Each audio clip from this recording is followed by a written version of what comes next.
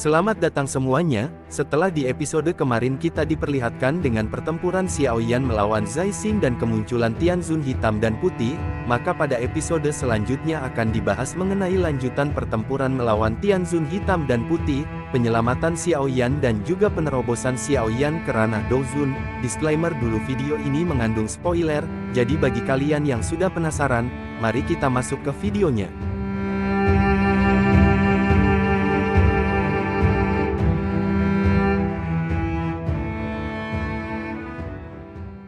Pertempuran melawan Aula Jiwa masih belum usai. Kemunculan Kaisar Hitam dan Putih membuat kelompok Xiao Yan mengalami kesulitan besar. Mereka terus berusaha bertahan dari serangan gencar yang dilancarkan oleh Tianzun Hitam dan Putih. Dalam situasi genting itu, mereka memerintahkan Xian untuk segera membawa pergi Xiao Yan yang sudah tidak sadarkan diri. Namun, melihat kondisi Xiao Yan yang lemah, hati Xian dipenuhi kekhawatiran. Tiba-tiba, ekspresi Tianzun hitam dan putih berubah drastis. Mereka menangkap sesuatu yang menarik perhatian mereka, sesuatu yang begitu menggoda rasa ingin tahu mereka. Tanpa peringatan, mereka melesat maju, menerobos berbagai serangan dari kelompok Xiao Yan, dan langsung mendekati Xian. Melihat mereka datang dengan kecepatan tinggi, Xian tersentak kaget. Xiongzhang, yang menyadari bahaya itu, segera bertindak. Dengan kecepatan luar biasa, ia menyerang Tianzun hitam dan putih. Namun, kedua Tianzun itu dengan mudah menghindari serangan dan bahkan berhasil memukul balik Xiongzhang dengan kekuatan dahsyat. Tianzun hitam dan putih tidak menunda waktu. Mereka segera melancarkan serangan mematikan ke arah Xian. Namun, sebelum serangan itu mengenai sasaran, Xian dengan sigap mengaktifkan jurus andalannya, Naga Kehampaan Kuno. Serangan itu menciptakan gelombang energi yang mengguncang seluruh area pertempuran. Ekspresi Tianzun hitam dan putih semakin menunjukkan ketertarikan mereka terhadap kekuatan Xian. Sementara itu, Xian menggigit bibirnya hingga berdarah. Ia mengerahkan seluruh kekuatannya untuk membuka ruang dimensi, sebuah celah yang memungkinkan kelompoknya melarikan diri dari pertempuran ini. Teman-temannya terkejut melihat Xian mampu membuka ruang dimensi. Mereka tidak menyangka bahwa ia memiliki kekuatan sebesar itu. Namun, penggunaan kekuatan ini memiliki efek negatif.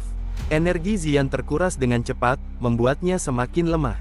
Tianzun hitam dan putih menyadari hal ini dan tidak akan membiarkan mereka lolos begitu saja. Mereka segera menyegel area tersebut, memastikan tidak ada seorang pun yang bisa melarikan diri. Keadaan semakin genting. Xian yang sudah kelelahan tidak bisa lagi bertahan. Tianzun hitam dan putih menatap mereka dengan niat membunuh. Mereka tidak hanya ingin melenyapkan seluruh kelompok Xiao Yan, tetapi juga ingin membawa Xian sebagai tawanan mereka. Kekuatan besar pun muncul dari tubuh mereka, menciptakan tekanan luar biasa yang hampir menghancurkan pertahanan kelompok Xiao Yan. Dalam situasi putus asa itu, Tai Jian maju ke depan dan berkata kepada Feng Zun, "Tolong lindungi semuanya. Aku akan menahan mereka." Dengan tekad bulat, Tai Jian membakar tubuhnya sendiri, mengorbankan dirinya demi melindungi teman-temannya. Tianzun hitam tercengang melihat tindakan nekat itu, tetapi ia tidak gentar. Tai Jian, yang kini berada dalam kondisi puncaknya, langsung menyerang Tianzun hitam dan putih. Feng Zun segera memasang pelindung untuk melindungi kelompoknya dari dampak serangan dahsyat tersebut. Meskipun telah mengorbankan dirinya, Tai Jian masih belum mampu mengalahkan kedua Tianzun itu. Dalam kemarahan mereka, Tianzun hitam dan putih bersiap melancarkan serangan terakhir untuk menghabisi seluruh kelompok Xiao Yan.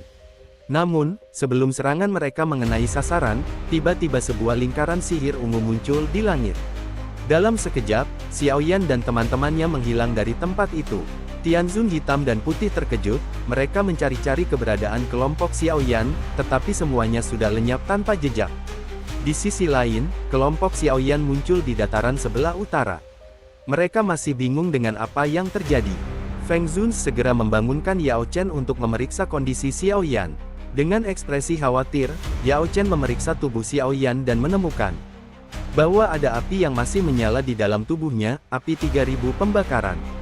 Yao Chen menyadari bahwa api ini berasal dari dunia bintang dan bahwa cara untuk menyelamatkan Xiao Yan mungkin bisa ditemukan di Paviliun Bintang Jatuh. Akhirnya, mereka melakukan perjalanan ke selatan, menuju Paviliun Bintang Jatuh. Saat tiba, Xian bertanya mengapa tidak ada pegunungan di sana. Feng Zunz kemudian menunjukkan kekuatan tersembunyi yang menyelubungi tempat itu, dan seketika, paviliun bintang jatuh pun tampak di hadapan mereka. Paviliun itu terbentuk secara alami dari energi meteorit yang jatuh dari langit. Kekuatan penyembunyian tempat ini begitu luar biasa, bahkan seorang Dou Zun pun akan kesulitan merasakan keberadaannya. Sesampainya di sana, mereka disambut oleh King Luan, murid Feng Zunz. King Luan terkejut melihat Yao Chen, seorang legenda dan salah satu pendiri paviliun bintang jatuh. Namun, mereka tidak berlama-lama dalam perkenalan. Xiao Yan segera dibawa ke Menara Bintang, tempat terbaik untuk menyembuhkannya. Saat diletakkan di atas batu suci, api 3000 pembakaran dalam tubuhnya bereaksi dengan energi bintang di sana. Yao Chen mengawasi dengan cemas, tetapi tiba-tiba ia jatuh pingsan. Feng Zunz segera memeriksa keadaannya, dan Yao Chen mengungkapkan bahwa jiwanya telah terlalu banyak diserap oleh aula jiwa, membuatnya semakin lemah. Di tempat lain, di kota Jiama, Ratu Medusa sedang berdiri di beranda rumahnya. Dari dalam terdengar suara seorang anak kecil memanggilnya, "Mama." Ternyata itu adalah Xiao Xiao, putri kecilnya, yang berlari menghampirinya dengan wajah imut dan ceria. Medusa tersenyum, tetapi dalam hatinya ia bertanya-tanya, di mana sebenarnya Xiao Yan berada saat ini. Kembali ke paviliun bintang jatuh, sudah 1 tahun berlalu sejak Xiao Yan mulai proses penyembuhan. Murid-murid paviliun bintang jatuh sering membicarakan tentang tuan muda baru, murid dari Master Yao Chen, yang belum pernah keluar sejak ia pertama kali datang. King Luan juga bertanya-tanya dalam hati, sampai kapan Xiao Yan akan terus tertidur. Tiba-tiba, gempa mengguncang paviliun Menara Bintang. Cahaya ungu yang bercampur dengan energi bintang muncul dari dalam menara. Semua orang terkejut melihat naga api yang terbentuk dari api 3000 pembakaran mengitari menara itu. Dalam sekejap, kekuatan luar biasa menjulang ke langit. Saat cahaya itu meredup, terlihat sosok Xiao Yan yang akhirnya bangkit dari tidurnya. Energinya telah meningkat drastis, ia telah menerobos ke tingkat Dou Zun. King Luan dan murid lainnya terpana melihat pencapaian Xiao Yan. Dengan rasa syukur, Xiao Yan menjelaskan bahwa ia beruntung dapat menggunakan energi bintang untuk menerobos batasannya. Namun, ia segera bertanya tentang keberadaan Yao Chen. Feng Zunz menunjukkan sebuah cincin, membuat Xiao Yan bingung. Dari dalam cincin, muncul Yao Chen dalam bentuk roh. Xiao Yan langsung memeluk gurunya dengan penuh haru. Namun, Feng Zunz menjelaskan bahwa kondisi Yao Chen masih kritis. Satu-satunya cara untuk memulihkan jiwanya adalah dengan menggunakan buah bayi jiwa atau jamur naga surgawi. Mendengar ini, Xiao Yan bertekad untuk menemukan salah satu dari bahan itu demi menyelamatkan gurunya.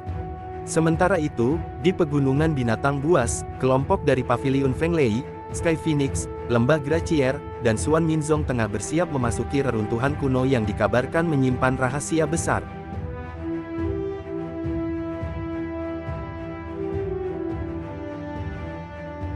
Terima kasih sudah menyaksikan, jangan lupa subscribe untuk terus mengikuti cerita dari kami, terima kasih dan sampai jumpa.